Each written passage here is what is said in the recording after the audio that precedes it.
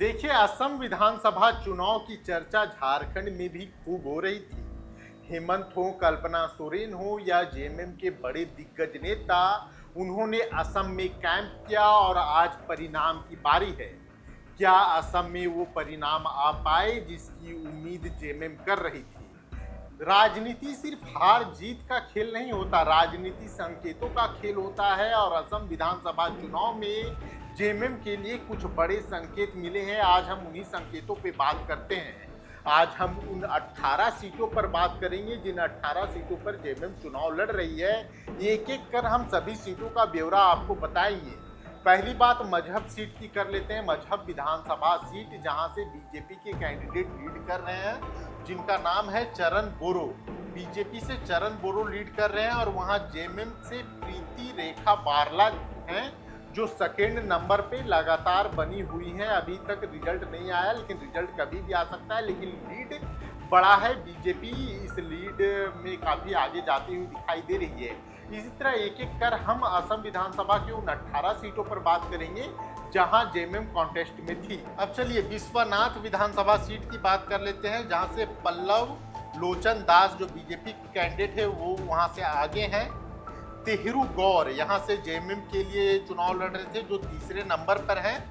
दूसरे नंबर पर कांग्रेस है। यहाँ पे तीसरी सीट खुमटई की बात कर लेते हैं। यहाँ से मृणाल है, भारतीय जनता पार्टी के कैंडिडेट हैं। उन्हें 82,997 वोट मिले हैं। और अमित नाग जो हैं वो जेएमएम के कैंडिडेट थे, जिन्हें 15,024 वोट मिले हैं और वो तीसरे नंबर पे हैं। चाबुआ की बात कर लेते हैं तो चाबुआ में जो भारतीय जनता पार्टी के कैंडिडेट हैं वो हैं विनोद हजारिका।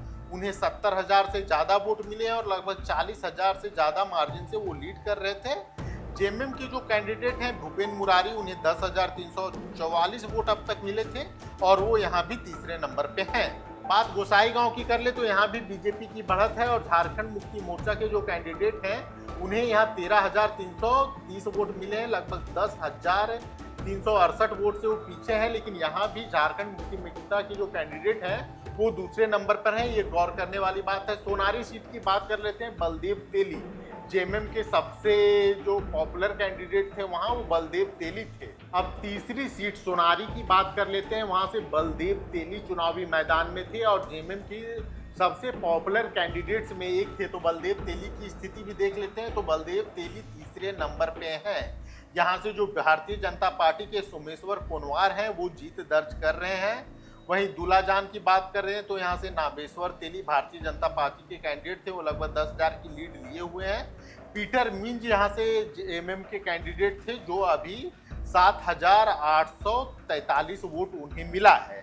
तो ये पूरा आंकड़ा है जो आप देख रहे हैं। रंगो नादी की बात कर लेते हैं तो भारतीय जनता पार्टी को यहाँ लगभग 25,000 से ज़्यादा वोटों की लीड है। जो जेएमएम के कैंडिडेट हैं उन्हें 10,645 वोट अभी तक मिले हैं और वो तीसरे नंबर पर हैं। टिगबोई यहाँ से सुरेंद्र खान जो है भारतीय जनता पार्टी के कैंडिडेट वो जीत दर्ज कर रहे हैं। भरत नायक जेएमएम के कैंडिडेट यहाँ भी तीसरे नंबर पर हैं। वहीं फेरगांव की बात कर ले तो वहाँ भी भारतीय जनता पार्टी को जीत मिल रही है। प्रभात दास पानिका यहाँ तीसरे नंबर पर हैं और लगभग उन्हें 20,000 से ज़्यादा वोट मिली है। तिंगखोंग विमल बोरा भारतीय जनता पार्टी के कैंडिडेट हैं, यहाँ भी जेएमएम तीसरे नंबर पर है।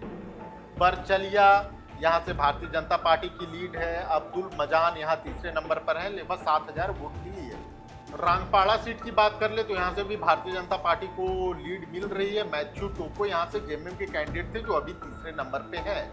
इसी तरह हम आगे अगर मरगटिया की बात करें तो यहाँ पे भास्कर शर्मा जो है भारतीय जनता पार्टी की तरफ से लगभग 40,000 की लीड उन्हें मिल चुकी है और जेएमएम यहाँ भी तीसरे नंबर पे है।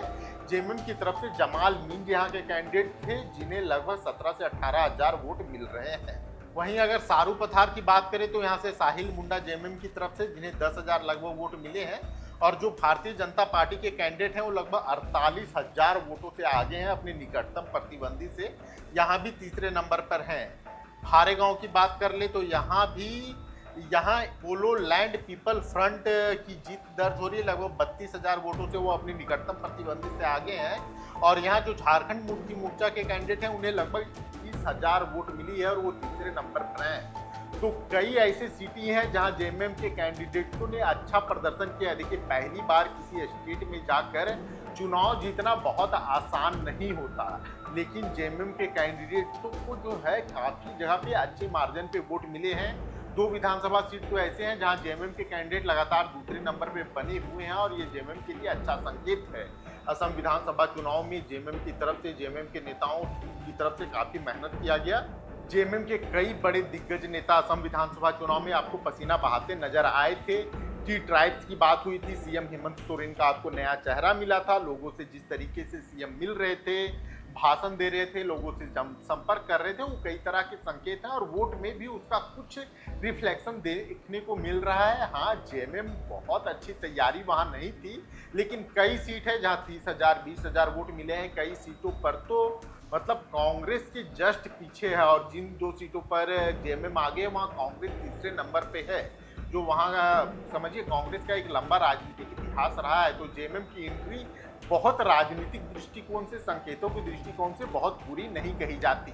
अब बात जेएलकेएम की कर लेते हैं। बंगाल चुनाव में जेएलकेएम को लेकर भी खूब चर्चा हुई, लेकिन जेएलकेएम को बंगाल चुनाव में क्या उतना वोट मिल पाया, यह बड़ा सवाल है। अभी हम बघमुंडी की पहले बात कर लेते हैं। बघमुंडी विधानसभा सीट इलेक्शन कमीशन की साइट आप देख लेंगे, यहाँ पे खुली हुई है और बघमुंडी में भारतीय जनता पार्टी के राहीदास महतो जो है वो लीड कर रहे हैं। लगभग 30,000 से ज़्यादा की लीड है।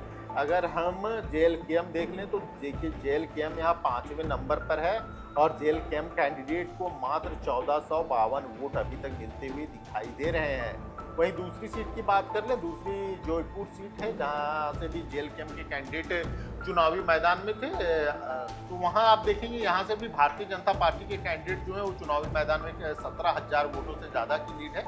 और दूसरे नंबर पे यहाँ तृणमूल कांग्रेस है और तीसरे नंबर पे कांग्रेस है और चौथे नंबर पे यहाँ पे जेएलकेएम के कैंडिडेट हैं जिन्हें लगभग 8,000 वोट मिला है। तो ये जेएलकेएम का प्रदर्शन है बंगाल चुनाव में। आप देख सकते हैं दोनों सीट पे, एक सीट पे तो स्थिति काफ़ी खराब है, लेकिन एक सीट पे लगभग 8,000 वोट मिले हैं। उम्मीद है वोट थोड़े और बढ़ेंगे। तो जयराम महतो के साथियों ने काफ़ी मेहनत की थी। जयराम महतो अभी नए नेता हैं, उन्हें और मेहनत करने की जरूरत है। शायद झारखंडी अस्मिता की जो राजनीति करते हैं जयराम महतो, शायद उन्हें बंगाल में इसका नुकसान भी देखने को मिल रहा है। तो ये अभी के चुनावी परिणाम है, धीरे धीरे फासले बदलेंगे। हम आपको कुछ और जो इंटरेस्टिंग फैक्ट्स है वो लेकर आएंगे और आपको बताएंगे बंगाल और असम चुनाव से।